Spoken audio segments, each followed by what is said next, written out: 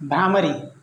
भ्रामरी हा ओंकारचा शेवटचा नाद आहे, ज्यामध्ये ओठ आणि दात बंद असतात पूर्णपणे आणि फक्त नाकातून श्वास घेऊन आपण नाकातूनच आवाज काढतो. मी एकदा करून दाखवतो. नाकातून श्वास घ्यायचा आहे आणि दात ओठ बंद, नाकातूनच आवाज.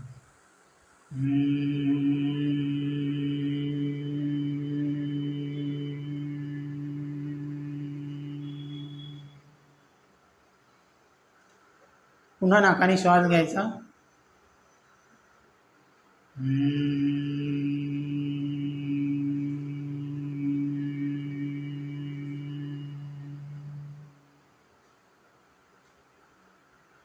हे आपण आता 2 वेळा केलं. असं तुम्हाला रात्री झोपायच्या आधी 11 रिपिटेशन करायचे.